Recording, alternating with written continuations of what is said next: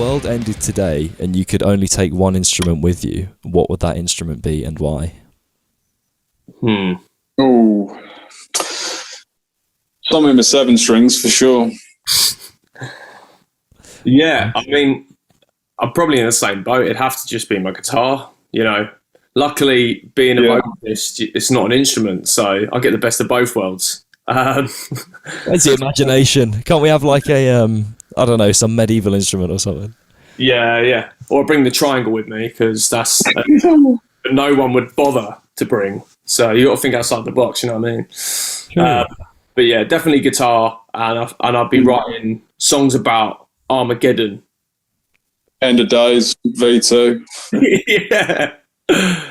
So what are aliens going to think of us if, you know, they sent out that, wasn't it ages ago, they sent out the what they called like the time capsules where it has like some sort of description of humanity and they just fired it into space, didn't they? It's like, imagine just sending a 7-string, what on earth would they think of? Try and eat it.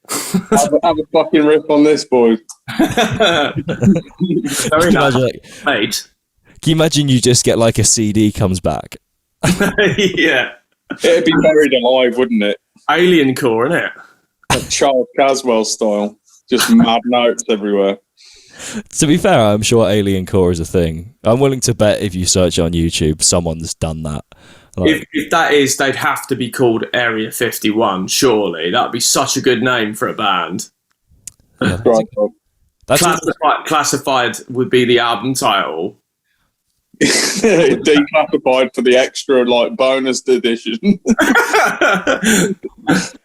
But what happens, like, I feel like all the music's just going to be in like digital, what's it, binary, just zeros, they just send you a load of zeros and ones, like, well, listen. Yeah, it'd just be, they'd be proper gent, wouldn't they? Be all rhythmic and just about taking over the universe. I didn't even think about the zeros and ones on the fretboard. Yeah, that's a good. Every song these days, isn't it? This is not going where I thought this question was going to go. I don't know where I thought it was going to go, to be fair. Getting gent CDs back from aliens that we sent a 7-string. Right. Yeah. Intergalactic touring. That's an in for Branston, mate. What was that? That's an in for Richard Branson. 6-month tour on Mars. How do you? Yeah, I feel like they still avoid Birmingham though. Yeah, I reckon so. If you've got all that, I'm in Birmingham for the record. I'm not just shitting on Birmingham. Tell our drummer that. The music scene's good, to be fair. It is good. It is good. Yeah. So I mean, I'm not even going to attempt to make some sort of neat segue into anything like vaguely relevant after that conversation. So this happens a lot. I've had people ask me questions about toes and stuff, and I'm like, I can't turn this around. This ship is firmly going towards the iceberg, you know. Yeah. It's good. It's a good thing though. So I'm just gonna be the party pooper and ask a proper question. So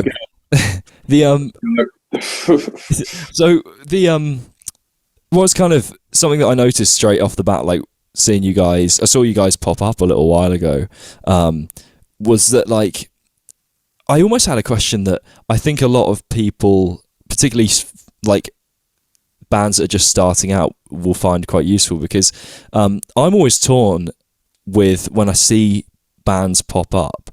You see some bands pop up and some of the gigs they're playing and the way they present themselves, I'm sure the music's great, but you kind of see it and you think like it doesn't look massively professional, or it doesn't maybe take you to that like place where you're like, oh, this feels like something. I remember there's a manager I met a while back who he said that, you know, like the audience wants to go somewhere else and they want to feel like something.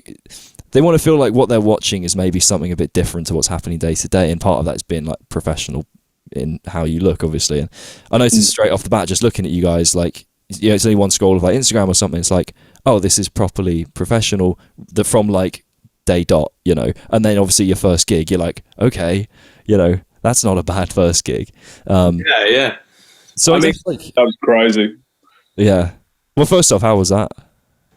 I mean, you know, doing the shows, like, but obviously we've all come from musical backgrounds before, and I guess that's why we, you know, maybe to some people that you pick up on it that we're coming across more professional than someone who's just starting out, you know, because we've been there, done that with our previous bands. We know what is expected of us, I guess, and the level it needs to be at. So we try and match that from the beginning, and everything that we ever, you know, did wrong, like any learning curves, are now rectified, and now we're doing it the way we want to do it. So, you know, because each of us have all had about 10 plus years in the music industry and doing different bands, and, you know, there's been a lot of trial and error probably with us individually as musicians, and there's been a little bit of trial and error with this band, like, but it's nothing anywhere near as catastrophic, you know, where you make some big mistakes in your first bands. And but yeah, like doing the In Flames stuff as our first ever shows were unbelievable, you know, and it was one of those things where it was like, we're just ready now. After everything we've all been through as individual musicians, we're just ready to just grab the ball by the horns and just give it our all, and hopefully people resonate with what we're doing. We don't take ourselves too seriously in the process, and hopefully we're just like that band that people latch onto and kind of, you know, have a lot in common with. So with because you talked about trial and error and stuff, because obviously, like I said, to anyone that sees your band, especially like, you know, bands that are still figuring themselves out, they'll be like, whoa, these guys have figured this out. Can you reveal any of the error? Has anything gone wrong that people don't know about that you can just... I think it's like, it's nothing big, really. I wouldn't say it's anything like musical or anything. I think sometimes, as you're a band of brothers, you might have some creative differences that are minuscule. It could be to do with like the artistic approach to the band, or it could be absolutely anything, but it's like small little things along the journey that maybe you don't all agree with. As it's a democracy, there'll be like, honestly, you'll have times where you'll need to have a vote really to see, all right, that's going to stick, that's what we're going to use going forward and stuff. And that's kind of how it works, really. Doesn't really delve too deep, you know, into anything else. I mean, the music side of things has come together like really naturally, and everyone had a real taste for heavy music, so that's why it's been so seamless so far. So yeah, apart from that, really, like it's been a good first year though, isn't it? It has been. It's been enough to sort of like Tony said, we've like come from different backgrounds, and we've made those mistakes with other bands in the past, but like now this year, especially the live stuff and doing everything else behind the scenes with it, it's it's just felt like a big test this year. And I think we've, you know, personally you know, we've had ups, we've had a lot of downs. Well, not a lot of downs, we've had 2 downs. But like we've just got through it all, and then now we're going out on our own for the first time. It feels like a big achievement, and I'm really proud of all the lads. You know, we've had a good year. A lot has led up to this moment, and now it's like we're ready. This headline tour is it. You know, this is the starting grounds. We're going to grow this as much as we can, and just hope that people want to come along on the journey with us. You know, because this is for all of us. I think this is the big one, you know, this is the big push, and like we're not going to stop, you know, we're just going to keep going. Yeah. Do you ever kind of because I know for actually funny, the small world moment is my old band is supporting you guys in Birmingham. You were inserting it in Surgeon, weren't you? Yeah. So just need to go get my laptop charger, otherwise I'm just going to disappear from the podcast, so just give me 2 seconds. All right. I didn't realise that my laptop was this low on charge, so... That's all good, man. One job, bro. One job. Yeah, I like how, you were like, there's only been 2 downs. I was waiting for him to be like, I counted at least 5. Like... 2 notable ones, and most of the time it's tech issues that, you know, things that are sort of out of your control. Yeah, but we've got through them. We've handled them well. You know, it's been been a good test this year, and it's been a hell of a lot of fun. Yeah. What's the because I was kind of I was intrigued to hear where are you guys both from, and what's the kind of scene? What are your kind of respective music scenes like? I live in the middle of literally nowhere. Yes. I live in Wales. I'm from the Midlands originally, obviously, but and you're in London, aren't you? Yeah, I mean, I've been in London a little while. I was originally from around Essex, hence the accent. And the way we all met was it's weird. Like, I came down to a studio and met Luke and James randomly. We were at a party on the Saturday, weren't we? Yeah, sorry, I always forget about that night. Yeah, so you played Walk, didn't we? Like an open mic party. What was it? Just a party? There was nothing significant going on, was there? It wasn't like someone was getting in that brewery. It was in that brewery, wasn't it? It was Matey Boy's birthday. Polly's birthday, was it? He hired out this thing, and I thought that was funny because I thought it was free drinks and we had to pay for the fucking drink, which was like a tenner a drink. I was like, tenner a pint, wasn't it? Yeah. So why? Me and James got absolutely caned before we got there. Because that's where it kind of came from with me and you especially, because we did that cover of Walk. Bear in mind, mate, it was like there was middle-aged people, elderly people there at this party as well, and we are absolutely having it like it's a live show, like a metal show. And I remember from the start, from the start with the full room, by the end of it, because it's not their taste, there was half a room and the rest of them had gone outside. Yeah. But that's when we knew we were onto something. We were like, this is cool. Yeah, it's sick. Ended up meeting you and James. And James, yeah. The other guys, like Harry, I actually sent a very formal email to because I'd met him on the road when I was in TRA, and he was in Shapes. And I just thought, you know what? I've just seen that they've broken up. Let's just send him an email, because we were looking for a drummer for a long time, because this band has actually been an idea from 2019, and we had a lot of the music done back in 2019. So we've been, there's been a big weight on this. But yeah, I sent him a really formal email, and that isn't me at all. I mean, I know we have a professionalism, but I'm the most goofy one in the band. So you can imagine what it was like me sending an email. But yeah, he responded. Once play drums for my band. Yeah, it was so weird the way I worded it, but he responded, and the rest is history. Now we're here. It's incredible, but we're from all over. Yeah. What was that? Sorry. The hub of the band is pretty much Birmingham, because that's where we rehearse and stuff. And it's just like, it's middle ground for me, middle ground for Tony, and the other London boys. Well, I hope you didn't say this was your forever band, because Birmingham, nightmare. No, what was I going to? I probably shouldn't have interjected with the Birmingham. You fucked. It's distracted from my point. Something important. Oh yeah. So in terms of joining another band or forming another band, that process of like starting again is a scary thing, right? Like it's quite in any aspect, not just in music, but like in any kind of walk of life. How do you guys deal with that? I mean, starting again is always going to be somewhat difficult, but I think it's like you need to remember where you came from, what you did the first time round, what was successful about what you did before.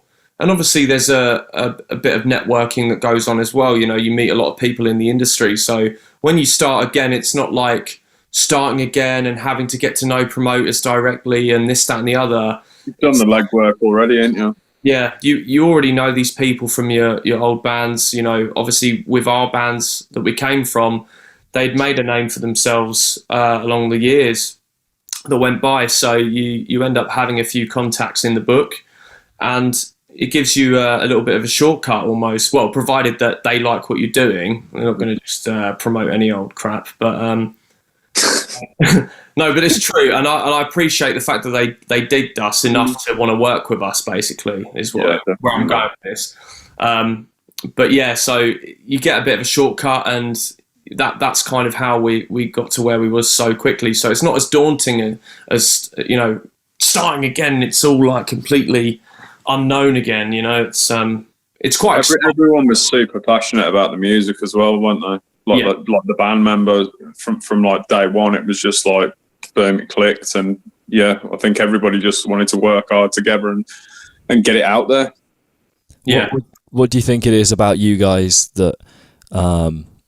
What do you guys think in terms of personality? What is it that about you guys that you think makes you click?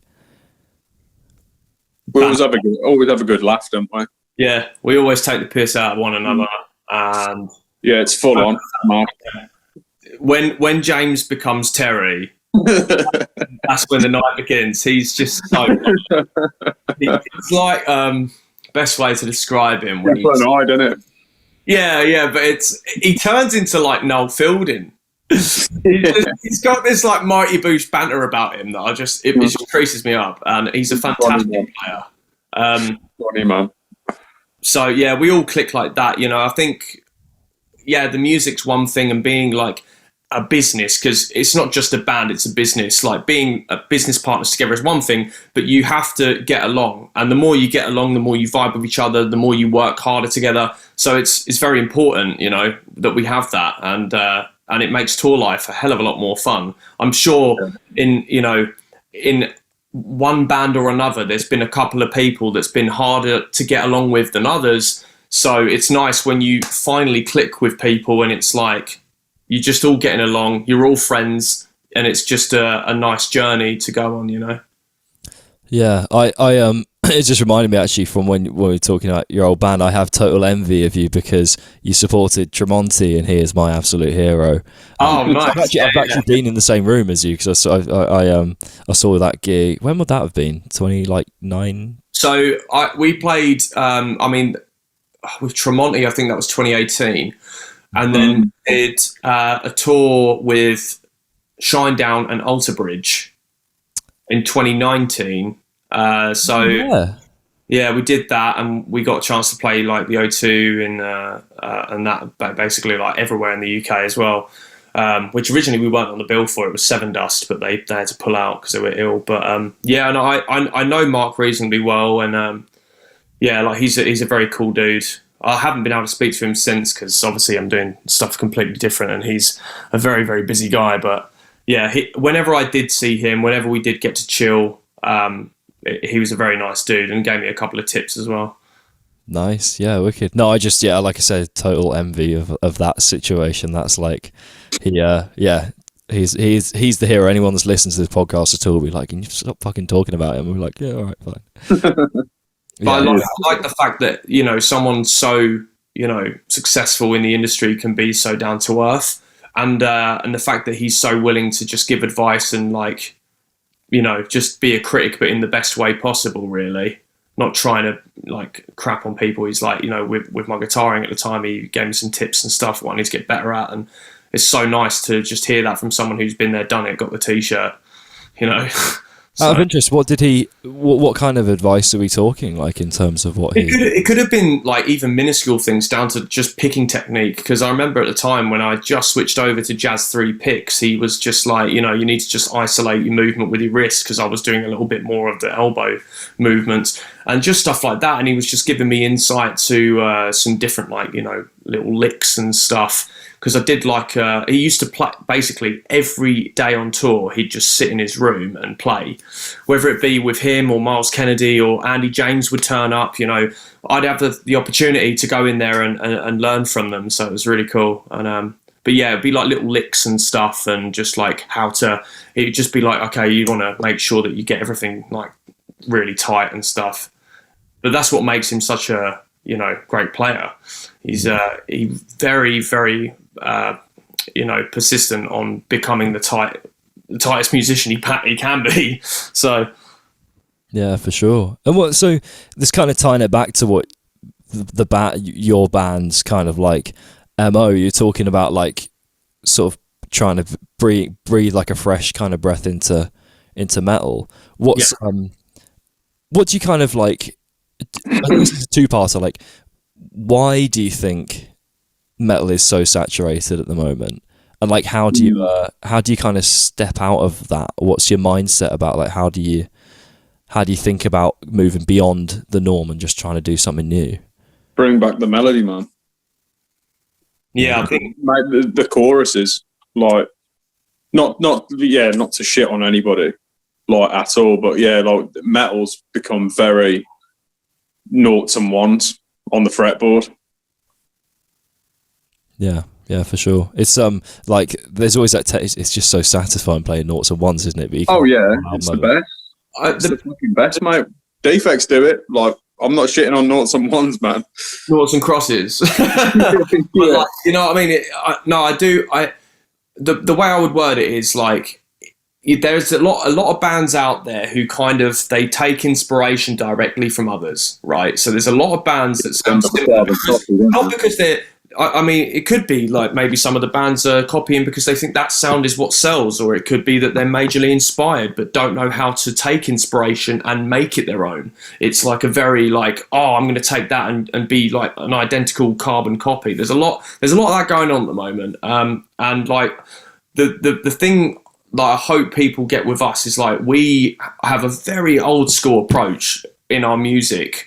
There's new metal there, there's metalcore there, and like, especially with our writing, me and Luke together, like, he's always been influenced by slightly older bands. I've been influenced by slightly older bands instead of what's hip and what's current, and that's, I think, where we kind of, in a way, even though it's already been done before, breathe that kind of fresh life back into metal, because there's not a lot of bands that are going back on themselves. I mean, there's talk about new metal coming back, but it's always in a different form. But we try and capture, you know, like Linkin Park's epic choruses, for example, or, you know, even down to a little bit of like, what's the band?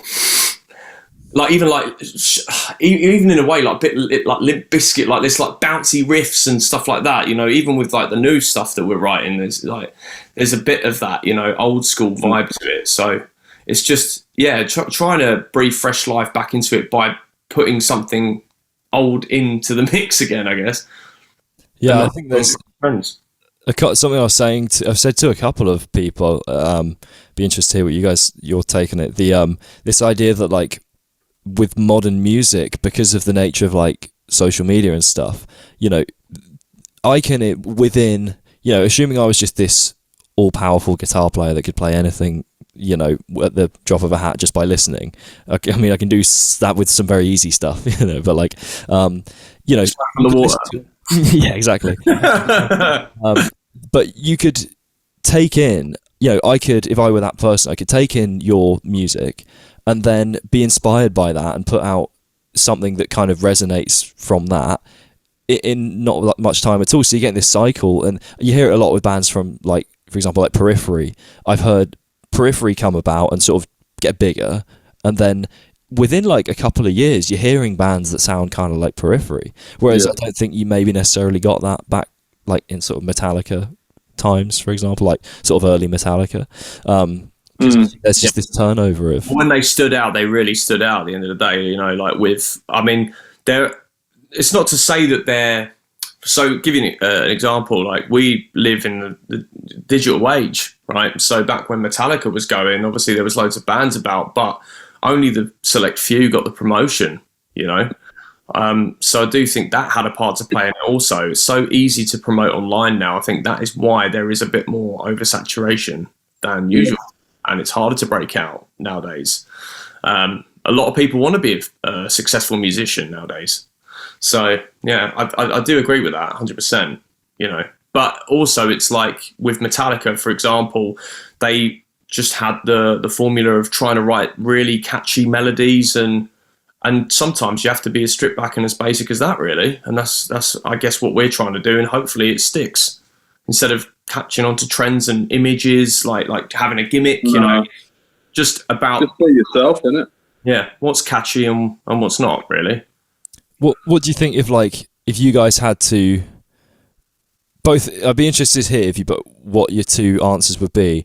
If you had to say two up and coming bands that, and you know, some that you'll see on your tour, for example, you know, like, up and coming bands that you've seen, what do you think would be your like number one kind of thing that you see that you're like, I don't think they're doing that right? And it's not any critic. I don't mean this in a sort of shitting on the way. I mean in the sense of like, I think this could be improved on. You know, what do you two guys think? Let's get an answer from both. See what you. That's tough. Are you going, Tone, or do you want me to go? I was waiting for you, mate. Sorry, mate. You want that extra time to get your answer fucking gleaming, don't you? Yeah, right. Probably a very guitar player thing to say, but like I'm all about the riffs, and the riffs have like got to move me. You know what I mean? Yeah. But yeah, that's all I. Well, yeah, shit. This is a really hard question, actually. Yeah, as long as the riffs are right, you know. As long as the riffs are like slamming, like I you know, and the vocals are great, like let's go. But yeah, I don't know. I don't really like stand there and criticize, but that's a really hard question, Joe, mate. That's what I'm here for. Is it hard, or am I just being stupid? No, mate. He's managed to factory reset you, mate. Mate, it's my life. Yeah. I've never been told that I've factory resetted anyone in my entire life. Mate, you've told him to give an answer that's too complex, and even Steve would have trouble with that answer. I was so trying to avoid shitting on people that I was just being overly nice. Because obviously, like, there might be, you know, I would never ask you to name names, but like, you know, I think so. If it helps, something that I think a lot of bands do is playing too many gigs in the same area. Yeah, that's just taking a gig. I think because it used to be the case that gigs were like the way you get seen, whereas now it's almost like the way you get seen is online. The gigs are the thing that like let the online people come and actually see you. All you're doing now is you are just filtering that traffic that you've built online to a physical performance. That's it. Yeah. The only time that was a good thing to play gigs in the same area is if you had a promoter that trusted you enough that every time a big band came through, right, on that circuit, that you would be put forward as an opener act. And that would go a long way. So it meant that when you were building a press pack or whatever for whoever you wanted to show it to, you could say, here's a list of bands we've played with. You don't have to mention that you played at the same place for the last 2 years. Obviously you're going to play in other places, but it's like you have that to then put to your portfolio, and you've had exposure because those gigs would be packed out as well. So yeah, it's trusting in your promoter. But yeah, I do agree with that. If you play London and you play a load of shows and 2 people go and there's just the promoter who goes, I'll put you guys on, it's kind of counterproductive. You're better off saving money and putting it into advertisement of the product that you've got. Yeah. So, you know, that's where 100% I agree with that. Yeah, I think what I always found. So we did we played a gig. I brought this up in the last podcast, so I'm just gonna, rather than sound like I suppose when I only said it to me, it was only an hour ago. As to anyone else, it's gonna be like a few days ago. But like we supported in one gig, we supported Tesseract, Silosis, and Malevolence on this like acoustic thing. But it's Tesseract. Yeah. But of course, it's like Tesseract, new line. Silosis, new line, Malevolent, in the CV, so you got to be smart about that stuff. But I always think, like, because we played quite a few gigs in Birmingham, and we played some across the country and stuff. But there were some we played in Birmingham where I was kind of thinking, like, I don't know if we're getting anything out of this. Like, I'm having fun, obviously, and I want to play these gigs, but I was kind of thinking, like, I don't know if we're getting much out of. No offense, playing with Swamp Donkey. I remember seeing that name come up, and I was just like, what? But this is, you know, this ties into what you were saying with us, and saying that this band, like, for example, Starting Defects is you know, we've been in bands before where we've had massive learning curves, and that is definitely one of them.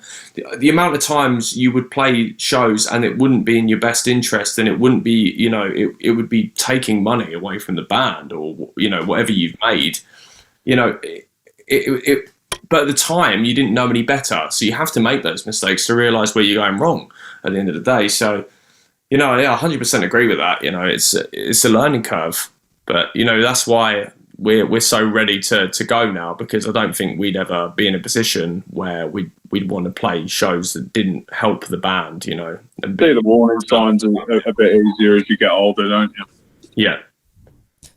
It's always tempting, because again, like with the gig thing, it's always you think, oh, a gig, that's like an opportunity. It's like, it's not always, I just had the weird realization that you guys are going to be able to judge my riffs without me being there or playing them, which is going to feel a bit weird. That's the thing, man. Like, we're not really like that critical. Obviously, like, I think we're more critical with our own stuff for sure. But when it's like another person individually, aren't we? We'd never ever want to, crap on other people's stuff or be judgmental. Music is still subjective at the end of the day. Whether or not I think I'm right or you think you're right, your least favorite song could be someone else's favorite song. So you can never really be too critical and like, that's the way it is. Like, no, do what makes you happy as a musician, really. Yeah, exactly it. So send 7 strings into space. Straight up, mate. So just get an alien to join your band. I'm often tempted when I'm sitting here, like, just so you can see the headstock of the guitar. I'm often tempted. What are you? I've got a question for you, mate. Let's flip this around. What guitar is that? PRS? It is. Hang on. Tell by the headstock. It is. Oh, nice. Is it 24? Yeah. Is that the one that Monteith uses? Eric uses them, doesn't it? Although I do have. Who does? Eric Friedman? Yeah, Eric Friedman uses that. Yeah. So I wonder if it's. Oh, there you go. Here we go.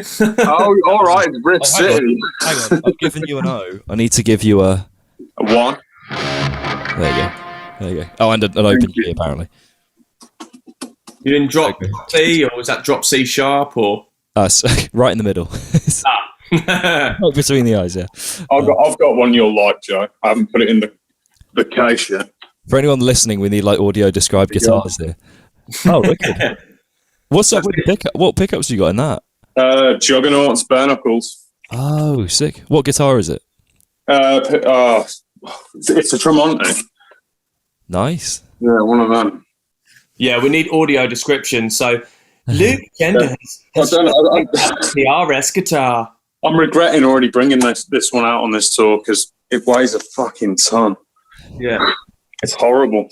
I'm so used to these flimsy 7 strings that they're throwing out these days that are super light. You're going to get ripped just by holding that thing on tour. Back like Arnold in by the time we get to Sheffield, mate. Or a slip disc. Probably that. Oh no. Yeah, no, I've always been a PRS kind of. Yeah, I feel like it probably is like a Tremonti thing that where I saw he's playing PRS, I was like, I quite like them actually. I did that. Yeah. What do you think of Schecter? You play them, don't you? So I was an artist with them. I guess I still am for the time being, but obviously that's redundant. I don't really need to be, but I've got kind of mixed opinions because I've played some. Oh, is that Schecter? Yeah. Just got Joe, just slating. Yeah. Just I'll pop. Yeah. Carry on. No, go. Like to sponsor the podcast, please.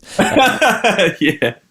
So no. What I was going to say was, I've played some Schecters. Well, I don't tend to pick them up because I'm just not big on the look, and that's just like obviously that's kind of personal opinion, really. But I think that's the same with me because whenever I've played Tony's ones, they play fucking awesome. Basically that's what I was going to say. And I've heard, I love some of the custom shop stuff. Yeah. But I've not been big on the production stuff, not because it doesn't play well. It just doesn't. It's not the aesthetic for me. I like the. I don't know. I just kind of like what PRS do. I couldn't really pinpoint. I don't know if I'm big on like pointy Strat guitars for me. Mm-hmm. I quite like Strat style, but not like pointy, angry looking ones. Yeah. So, the Apocalypse series is really good. That kind of stands out from the rest of them. Because like the Omen series, like they all have a very similar looking body, but then when you get to the Scepter Apocalypse, it's like a nice thin body with this kind of swamp ash finish, and it just looks really, really good. The Schecter Apocalypse for all your jazz and fusion needs. Yeah, and if you want to go to single coil as well, you can do that. So they've given you that option that you're never going to use when buying a metal guitar. I don't think I've ever used it, but I'll just pop it in and out just for the effect. Just looks nice. Yeah. Do you want to hear that? I've only ever touched the tone knob on my guitar just to roll it back to 10. Yeah. So Mate, I want to get rid of the fucking tone knob. I just want a volume on everything. That's it. interesting fact, I don't know if either of you or anyone listening is aware, but if you cut the tone, I didn't realise this till recently, if you actually wire the tone knob out of the circuit, you get more tone out of your... you get a brighter tone. I didn't realise just having the tone knob cuts tone out. This is getting very guitar nerdy for anyone that's on the guitar. If anyone's not a guitarist... Is that the point of putting the capacitors in, like the 500... Oh, what is it? No, it's not 2.5K, that's the pot, isn't it? But yeah, I've got a really fat capacitor in one of mine, and it's, nearly as big as the cavity. These aliens better be technologically advanced. Mate, I'm telling you, those boys have already got the soldering irons ready to fucking rip out EMGs. Can you imagine the first thing aliens get, and they're like, "Nah, rewind their own pickups." Well, they're like, "No, I can't be having it." Yeah, that's in terms of first impressions, I'd send over bare knuckle pickups. That's what I absolutely. Yeah. I've always liked them. You're probably going to be like, get out, but Seymour Duncan blackouts are just unbelievable. Can't go wrong with them. I'm a bare knuckle artist, so I can't really talk about liking any of the pickups or anything. Yeah, so steering the ship back to away from aliens wiring EMGs and stuff. That'd be a good clickbait title though, because I would be interested to know what the fuck I'm on about. It's going to turn into an episode of Joe Rogan very quickly, isn't it? Aliens and get some mushrooms and be aliens somewhere. I'm gonna go sniff some glue. Be right back. So what I was gonna say was we were talking about getting stuff out online and that whole world. It's obviously the way bands start nowadays, particularly, is you're self-managed you can be self-managed for such a long time, if not your whole career, if you actually want to be. I think bands like Periphery actually are self-managed and And Parkway Drive, aren't they? Yeah. I'm not sure, but I mean, they are. Their guitar player manages them. Yeah. Yeah, and I think, as far as I'm aware, I think Bleed From Within are. Yeah, Ali manages them, does he? The drummer. I think so. Yeah. My question was, do you guys see that as like a blessing or a curse? Because obviously, absolute blessing. Okay. Absolute blessing. It would only be a curse if you didn't know what you were doing, you didn't know where you needed to go. With us, it's like, because of how long we've been able to do this, we have a good idea of what is expected of us as a band. So managing that is quite good. From all 5 members, it is literally, we all have the same vision with it, and we know exactly where we need to go with it. So it's brilliant. Yeah, 100%. And it's a blessing, because it means that's another fee that doesn't have to come out of our profits. I say profits, but what goes back into the band to grow this. 100% blessing. Yeah, because I think it was Lemmy that was saying about how he kind of ultimately didn't care how much money they took from him, because no one can take away the idea, the being on stage and doing it, being the guy, being that, having that role, having that life, having that life. Mm-hmm. I guess that was more that would be my pushback, is that the whole kind of, for me personally, I feel like, again, I said this on the last podcast, but actually it's in a different sort of context, the idea of whether it be with bands or with this podcast, I want to just write the music, or I want to film the podcast. I don't want to do all the other stuff. I do it, and I do it to the level, like, so for example, with the podcast, when I first started putting them out, I wasn't lazy. It was just like an active choice. It's like, I'm just going to put them out because I'm not going to like fuck around with all. Yeah, I put it on social media, obviously, and I was like, okay, this is pointless if I'm not going to do it properly. So there's obviously a level to which we're all happy to put stuff out, and but I always felt like I felt my time being eaten away, and that's why I try to focus more on like writing and stuff, and with the podcast, I try and find ways of just doing what, like, in terms of the social side of things and the business side. It's not like I'm doing the minimum. That makes me sound really lazy. I'm doing sort of the most efficient, trying to make it as efficient as I can so I can put the most time into actually being here doing it. Yeah, 100%. I mean, don't worry about that kind of.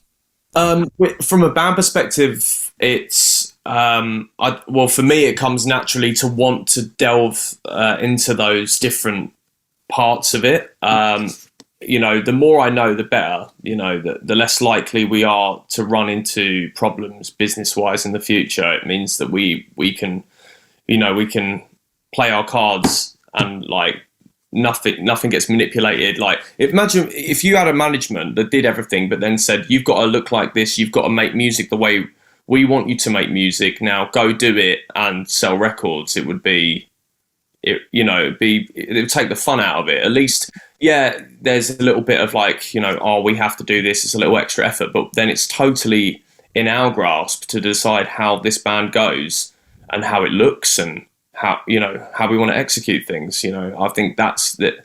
Yeah, you're right in saying it's a lot more work, but I think you get a lot more out of it because you've done that, instead of handing it to somebody who can take care of things.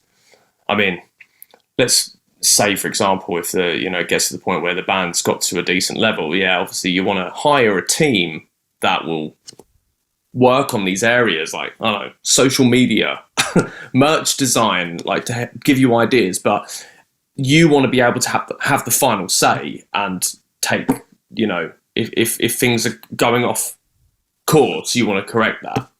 So, yeah, it's good to be in all areas, I think. Yeah, I think it's a weird one because it is like the role of the modern musician is very demanding. I don't know if that's just me just sort of making myself and every other. Huh? I think times have completely changed with it. I think nowadays it's been more business orientated than ever. Like, every musician I've met so far has known about the industry and how it works somewhere or another. Doesn't matter if they're a mid-tier band or have just started. They're more prepared than I ever was when I first started. I was like, I want to make music and just play around the world, without knowing what it actually meant. So yeah, you see that a lot nowadays, especially in the metal industry. There's a lot of that now because you can't just pick up a guitar or sing and just make a successful business anymore. So this is a question kind of related, sort of relating to that. Like, when you meet all these big, sometimes like kind of legacy bands, or like going that way kind of thing. Obviously you want to network, right? You want to meet these people, and there's always this weird kind of layer between you where you want to just be their friend and you want to get on, but whenever you're meeting these, like, the bands that you might feel are just like that level above you in terms of just, I don't say above I don't mean like better, I just mean like they've just been around longer, they're just it's different timeline. That's what I mark it down as. They're a little bit further because of the timeline. That's it. Yeah, and then when you sit there talking to these people, or kind of, I guess this is kind of a two-part question. Like, do you feel like you end up treating them differently because? Actually, this, to be fair, is more of a one-part question because my brain, I shut down there. I factory reset. Uninstalled, reboot. Uninstall your life, reinstall it. Yeah. I'd like to uninstall today, please. That'd be a good shop. So the question was, do you feel like you kind of treat these people differently when you meet them through, maybe not through nerves, but just through the whole moment of just like, oh shit, that's them, or do you guys feel quite comfortable meeting these people? When you're there, I think you're there. Like, take the In Flames tour, for instance. Like, they've been around nearly 30 years, haven't they? You know, and then you see stuff online of them, you know, they put on massive shows. But, like, I think, yeah, because obviously that was our first set of shows. It was just like, right, well, we've done what we need to do to get here, so let's go prove it. But they were the nicest bunch of dudes ever, weren't they, Tony? Yeah. You know, like, you had Chris Broderick from, you know, he's been in Megadeth and stuff, isn't it? mm-hmm. And Tanner, he was in Under Oath, like guys from big bands, right? Stuff you listened to as a kid and stuff, and they were all safe as fuck, weren't they? I've got a spoiler, sort of spoiler future podcast guest is not related to in a family way, but related to one of those two. I won't spoil who, but it's quite exciting. Oh, fuck. Huh? That's sick. Yeah, so I'll tell you afterwards because it's quite an exciting one. So awesome.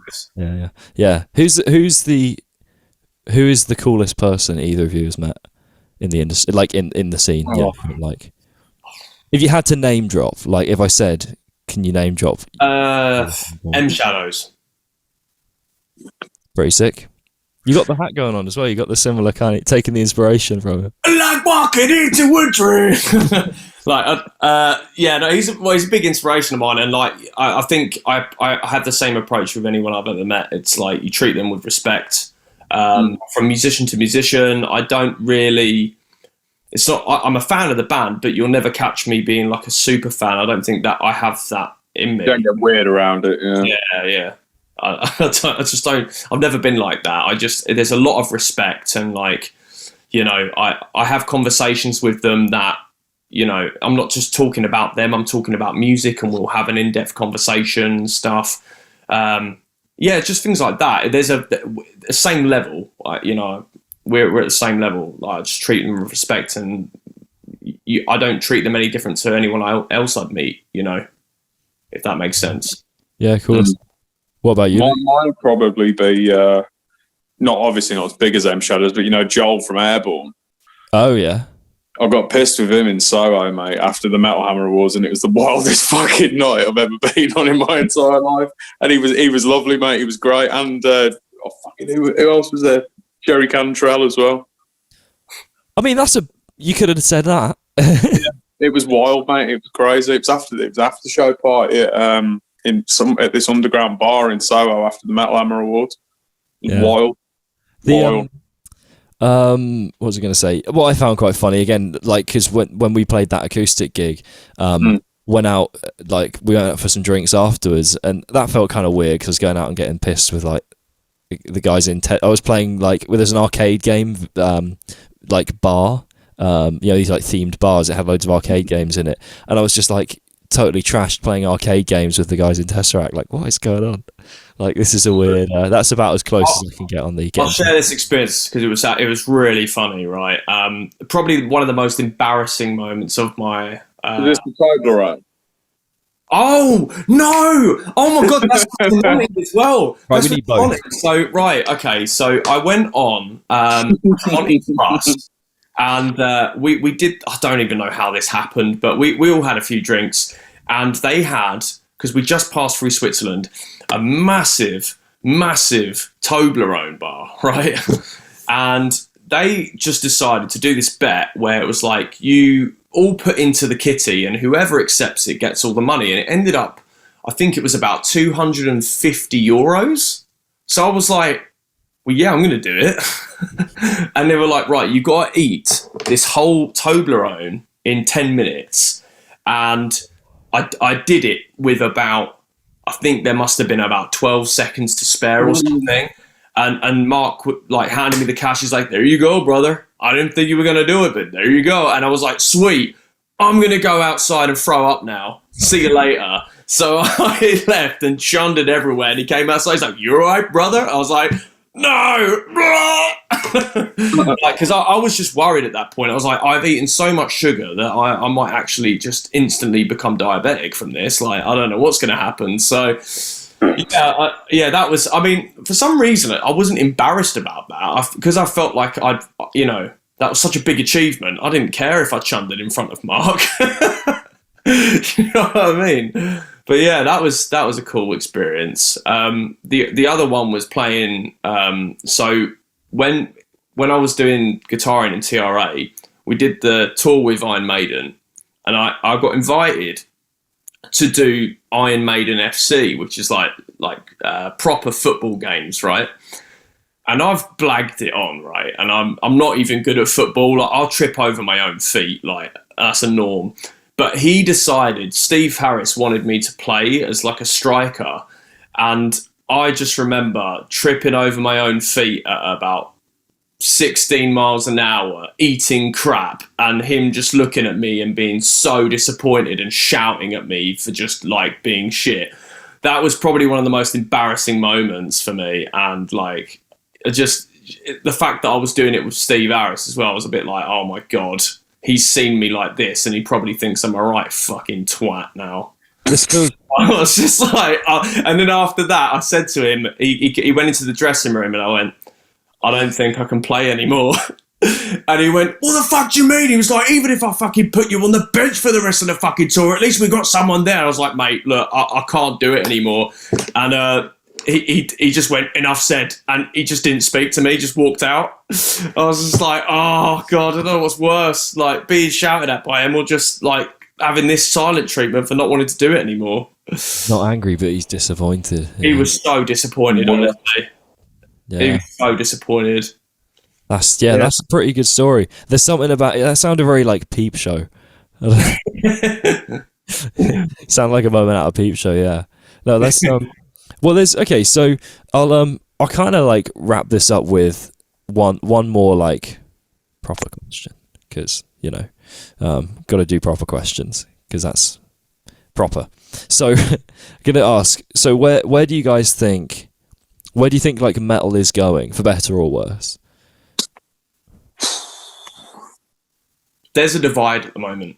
Yeah, I think it's diluted to get more exposure, but then the actual source quality of it isn't as good.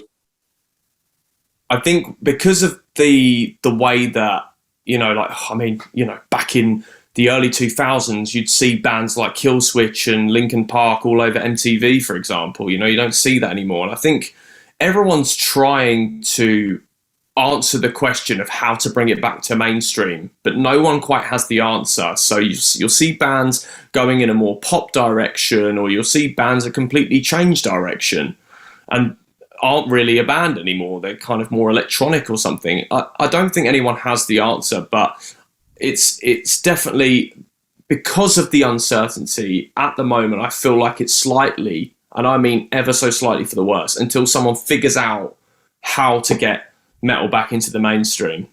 So do you think we're due like a metal awakening? I hope. Yeah. Is there going to be like another, I don't know, Metallica or Pantera or like Motley Crue or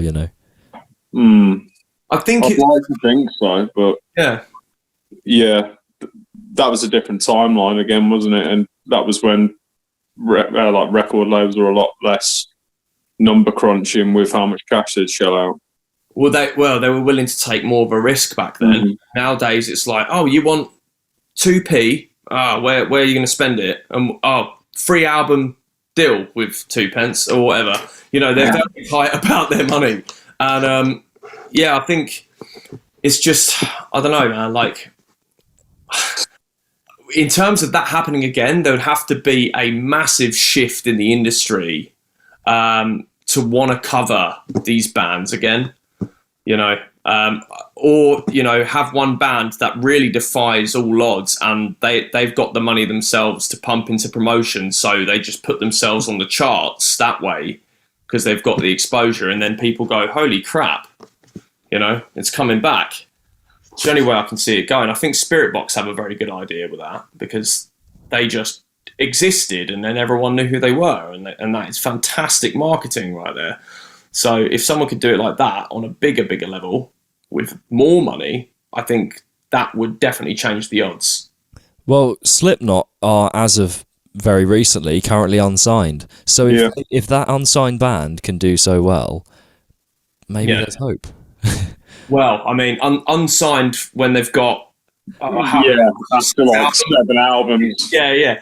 Like all those albums behind their belt, and they were signed to Roadrunner for a long, long time. You know, they got their budget from Roadrunner, and then made so much money, and now they're doing this thing where they're releasing 9 different variations of their album. They're doing they don't need a record label to take 50% of that until the advance is paid back. You know. That's crazy. Yeah, the move. I feel like you might start to see more. It was my take. I think in terms of managing, we talk about smaller bands managing themselves. If anything, I'm thinking like, why aren't the bigger bands like just hiring a management team, like their management team, not or their own people to do everything on the business side? Because like some of the cuts that are taken by labels and managers and everything, distribution that all goes into it. It's like, surely some of these huge bands could save a bit of money because they don't need anyone. Well, you'll find that with even mid-tier bands now, because of, I think the metal industry is waking up. Like people in metal bands are waking up from that. So you don't, best thing to do, get yourself involved with a booking agent. Get yourself involved with, even if you don't have the money and you don't want to go exactly to a record label, go to a bank, go somewhere, get a grant that you're going to be able to pay back if you believe in the product enough, and do it that way. DIY it. Yeah, do it yourself. That's a good takeaway message. And to be fair, actually, from talking to you both, like it sounds like you guys have got a good mentality and got like the right mentality for that approach, which is good to hear. It's all a black, mate. I don't fucking clue what we're on about. I'm reading from a script right now. I'm enjoying it. yeah, exactly. We're seeing where life goes, like we have a good enough idea of what we need to do, and now it's just like put the pedal to the metal. let's try and do what we set out to do. I'm not going to let you finish on put the pedal to the metal. We can't. Making it sound like an 80s cock rock band song. Yeah! I don't know what I hated more. Put the pedal to the metal. Well, now that everyone fully knows the ins and outs of your sense of humour and stuff to do with aliens and all of that, and it's probably taken away many an important message to do with EMGs and things. No, there was a really, to be fair, you guys. I don't want to say to be fair, you guys made some really good points that sound so like, well, to be fair, in amongst the nonsense, which I think you guys aren't dumb. No, well, thank you yourself, bro. Yeah, I was going to say that. Yeah, no, I mean, in amongst that, there were hopefully some sort of useful things that I think people will pull. Hopefully, yeah. Yeah. We can hope. And one thing I'll say is because you said about the question with bands starting out, if I had anything, and I wanted to answer it. So one thing is, never think you're tight enough. Always try and improve on tightness and be the best live band you can be, because that makes a massive difference. And that'll set you apart from any other band starting out, 100%. And don't jump the gun on songwriting.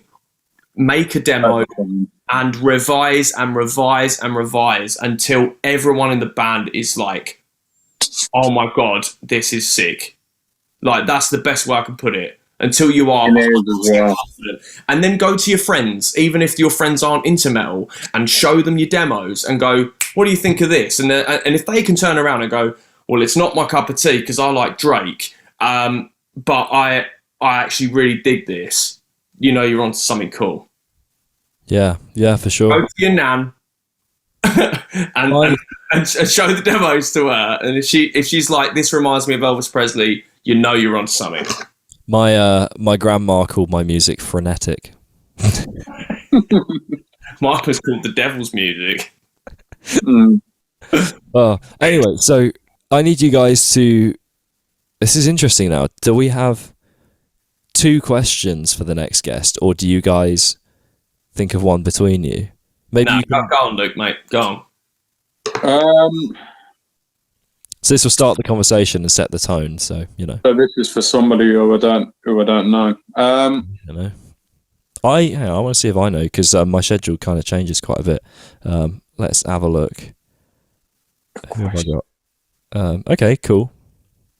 I'm not going to say it. I'm just How do you see your band evolving within the next 10 years? It's a good question. Nice. Okay.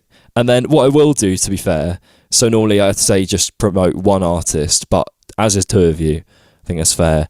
If either of you or both of you would like to promote an artist, someone that deserves some love, then... Tone, you want to go first? Promoting an artist. So someone you feel like deserves a bit of love, maybe doesn't get as much as they deserve. I'm going to say The City Is Ours, but they are getting a lot of love at the moment. But hopefully that gives them a bit more love. They're a fantastic band, and I think their choruses are gold. So, yeah, The City Is Ours, for sure. Nice one. And Luke, you got one? I'll probably big up the boys who are coming out on tour with us, Raptors, because they're fucking awesome. That's as good a reason as any. Yeah, and they're coming out for the party for a couple of weeks, so yet to meet them, but I'm sure after a couple of bevies we'll all be singing from the same hymn sheet. Wicked. Well, if you guys have any last things you want to plug before we finish up, then have at it. Well, we're on tour, obviously, this month, from the 11th to the 19th. All over the place. You've been on tour, is the... Sorry. Well, we've been on tour, and I hope you came to a show and enjoyed it. And we just can't wait to show you what's in store next year. There's some really cool stuff coming, and obviously we have a full length. It's been finished for a while, and we just can't wait to show you it. Last year, you mean? No, I'm joking. It's not that far ahead. Also, I got a question for you. Aside from this, but what's your favourite track so far from us? If you could put it to one. That's a good question. I can't remember. Hang on, I can't remember which one I heard first. Because which was the one with the heavy? It's got a super heavy riff going right out the bat. That's probably doesn't narrow it down. That's like saying the metal guy at the... Luckily, there's only 3, so it'd be quite easy to narrow it down. This makes me sound so unprofessional. I promise I was literally listening before we went on the thing. Hang on. I'm going to play it because I'm going to have to mute the bit where I play it because it's going to come out of my... hang on a second. Was it Scapegoat? Copyright. I'm going to mute this. Scapegoat. Wait. Yeah, it was Scapegoat. There you go. See, at least I found the... You're just being honest. With some people, we get it. It's like, oh, we like the light stuff, and then like yourself, you're like, balls to the wall, skip. Absolutely. Yeah. No, that was the one that I kind of. There's something about when you just like the riff hits the right way, Yeah. And then you gives you that dirty stink face, doesn't it? Oh, for sure. Yeah. I can't. I'm gonna have to play it again now. As if you haven't heard this already. Is it the breakdown in this one? Wait, hang on. Whereabouts was it? Yeah. Is this the one with the whammy in it? No. That's in the days. Oh. Okay, well, the intro of Scapegoat and the breakdown of End of Days. There you go. Let's blend them together. Blend them next week, yeah. Fuck it. Play that for an hour. Scapegoat Days. Yeah. Goat Days. Yeah, just call it Goat Days. There you go. End of goat. Okay, this is devolving into nonsense, so... It's good. But thank you very much for your time, guys. I really enjoyed it. Oh, mate, it's a pleasure. Thank you for having us.